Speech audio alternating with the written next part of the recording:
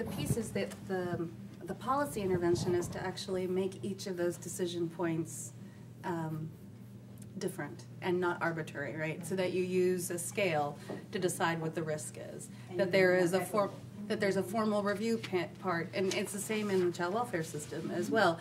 And that the fact that when those points don't exist, people go on their good judgment, and their good judgment is highly, highly, highly inflected by kind of racial and class ideology. And that's, I think, the piece around the data is that the more these points of decision making are to some extent rationalized and made explicit and consultative and transparent, then you get a different set of results. And then you don't get the inequities accruing throughout the system, both in child welfare and juvenile justice.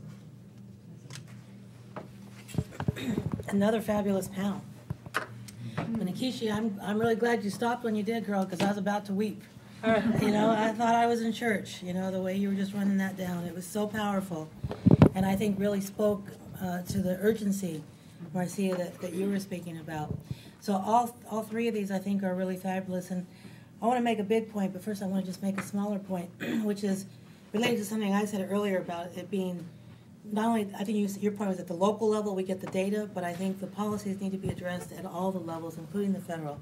And Akishi, you were talking earlier about, not in your presentation, but here informally, about the fact that at the federal level, you know, you're working to deal with mandatory sentencing, and that there have been built in over the last 8 years these incentives for states to do mandatory sentencing so that they can get additional funding, whether it be for transportation or any number of other things. So I think, you know, these dynamics get played out at all levels. But one of the things that it points to me, and all of what you're saying and the issues that you're raising, is this really, it seems to me that one of the ways to be beyond all, and in addition to all the things that you've talked about, I think we need to really address the discourse around how we view men of color. And it really reminds me of the sort of fear of the black man, the fear of the man of color. And there is really, I think, such hatred for our boys, right, and our men. And I think there's a mentality of let's just lock them up and throw away the key. There's obviously that element and that percentage that really do need to be detained in some form or another, because they really are a danger to themselves, their families, their neighborhoods, and to the society as a whole. But the overwhelming majority of folks that are being detained do not fit that. But I think there is such as you've said, but I think there's such an attitude of non-love, you know, that gets permeated, whether it be in the literature, whether it be in the media. You know, we can sort of, we love our gladiators, right, our sports heroes and our actors, but I think the majority of our men of color, there just isn't this view of love towards them. And I think it makes it easier then to want to put them away, because we spend their entire time in education trying to break their spirits, trying to strip them of their psyche, trying to knock them down, bring them down, and then no wonder. I wanted to ask a question about where is the connection to economic opportunity fit in this conversation? You know, on the one hand, if you have a situation in which, let's say, young people who are from the European culture who don't have economic opportunity and they don't get treated like that because of the dysfunctionality of the actual processing of people who get caught. There's a boundary between that and the fact that people don't have economic opportunity, and so they end up involved in situations that are actually also have part of their cause in the absence of the, I mean, this is very much related to your point, in the absence of any kind of appreciative thing for people to be doing. So where's the boundary between that? To respond to that, if I may, you know, as we've talked earlier about educational systems and issues of equity in education, issues of equity in mental health, issues of, you know, so really mapping and in what we'll see, I'd love to see that layered map of what's there and what's not there, and to really invest in those, but you have to really look at that data. and really invest in those places where it's most needed. And I agree that what they're doing in Oakland, in fact, there's a wonderful organization by the name of Books Not Bars that really strongly advocates for green jobs for particularly these kids that have been through the juvenile justice system. They're so far behind.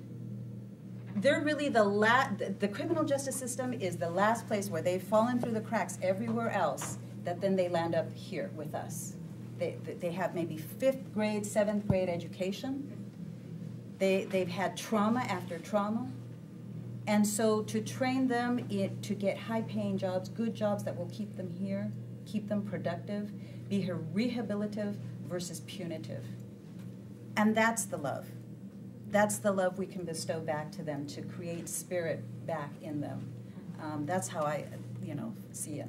And the circle. I'm sorry. Oh, I'm sorry. Yeah, no, I was just gonna say, there's a direct connection, direct correlation with respect to unemployment and underemployment and the mass incarceration that you say. And going along with, even what you were saying, I can, kind of halfway understand somebody who is committing a crime because of economics as a result of not having any economics, you might say. But like you said, the mass mentality of people to be frightened of that person, even understanding that reality, but then not be frightened of the person who rounds up young kids and chops up their body and puts them in the freezer and eats them. I mean, we're not. There are people like that who do that. The same as the Columbine type of situations and all like that, when folk have issues and problems and like they troubled youth. But if that had been an African American or that's a gang member, I mean, just in terms of understanding backgrounds and what motivates people, there's an understanding with respect to certain people, but not the same type of understanding, not the same type of love, or whatever sure you can say, with others. So it's kind of all interconnected. Yeah, I think certainly on the big policy scale, to make sure that there is meaningful work for everybody is something we need to be striving for. What's interesting that comes out of these circles, like if you're trying to do a healing circle or a family group conference, and the young man or the young woman who caused the problem, it comes out that they have no family support, or they have no job, or they have no, whatever it is that's missing from their fiber. That has to become part of the solution. It's not just he has to do community service. We have to make sure that he's got a job in the future. So that brings in the next step of the community responsibility in it. Also, I forgot to mention when you were talking about community trauma, that there's 3 aspects from our organization that we were trying to do this transformation. It's in the justice system, the schools, and the community. And we're trying to do these peacemaking circles in the community as well to deal with trauma. That, in my neighborhood, we have homicides all the time, and aren't really thinking about what that does to your sense of the world and how you treat people and everything. And it has a big psychological effect on you. You're sort of in a war zone all the time and not really paying attention to it. So getting that kind of healing going on as well has to start happening, and we're starting to. Those seem to be the hardest to get organized, but that's another aspect we're trying to work